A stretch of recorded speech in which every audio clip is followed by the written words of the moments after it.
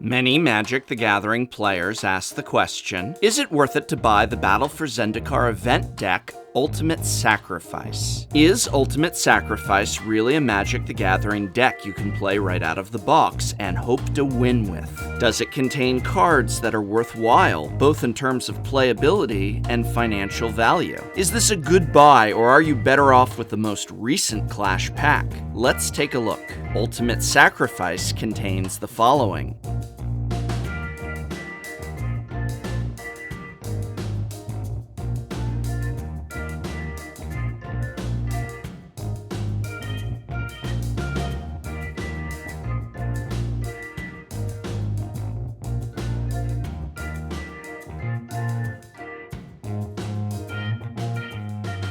The colors we are in are black and green, and strikingly similar to the Golgari philosophy of extreme recycling. This is a deck that births Eldrazi scions and then sacrifices creatures for powerful effects. To help remind you that this is the deck's theme, the Blood Artist of Zendikar is plastered right on the front of the deck box. Overall, I'd rate this deck's performance out of the box as above average to very good, which, given the last several event decks, is a dramatic improvement. A newer returning player can put up a very good fight with this deck at Friday Night Magic, or possibly even game day, although the strategy of grinding value and sacrifice effects might be less effective against some of the fully built decks that will likely be seeing play at these events. Luckily, there's a decent amount of removal in here as well, something to help you keep your opponents under control. Overall, new and returning players piloting this deck may not come in first. In fact, they likely won't, not without upgrades anyway, but they can still have a functioning deck that gives them some good gameplay and might even win them a few rounds.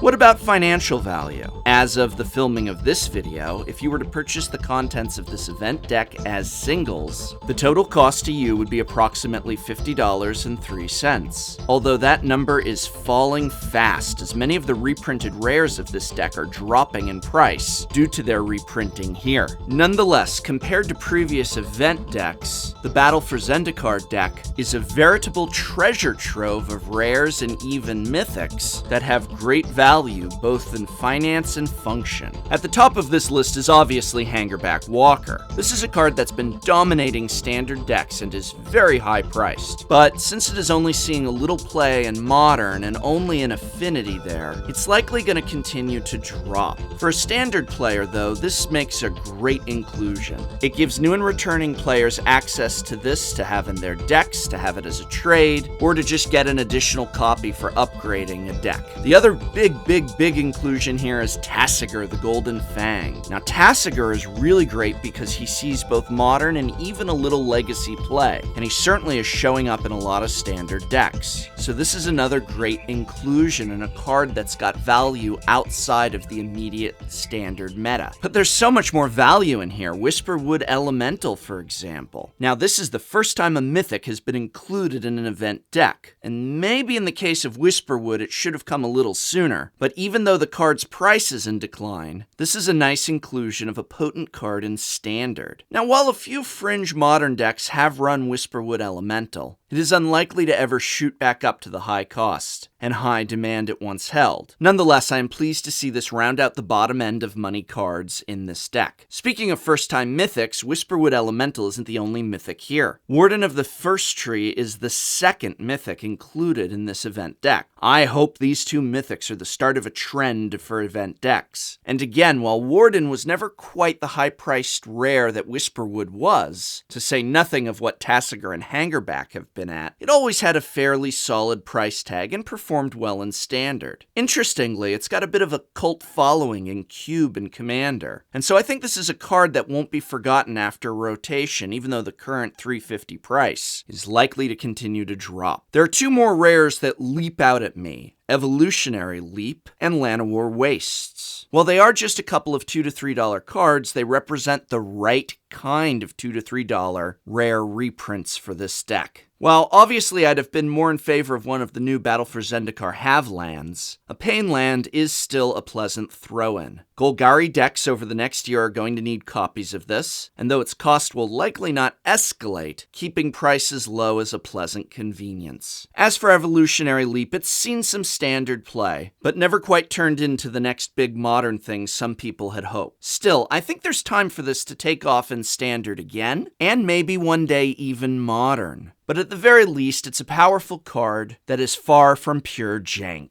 Speaking of jank, the remaining rares are none too impressive, although Smothering Abomination has a bit of potential to turn into something this standard season. Nonetheless, looking at the inclusion of several rares and mythics seeing play in standard, and even modern and legacy in the case of Tasigur, I feel there is solid, excellent financial value here. Final conclusion, a $20 event deck that currently contains $50 worth of cards that will see play in standard and even some other formats, and if nothing else, does give them the ability to build towards a more effective deck, or even just trade for the parts of a deck that does interest them, is absolutely worth it to new and returning players. While the price on these cards will drop fast, the deck performs well, but not great out of the box. It does, however, have a little room for upgrades, and while it may never be a hidden powerhouse at a Friday Night Magic, it will at least enable you to put up a fair fight against your opponents. Grade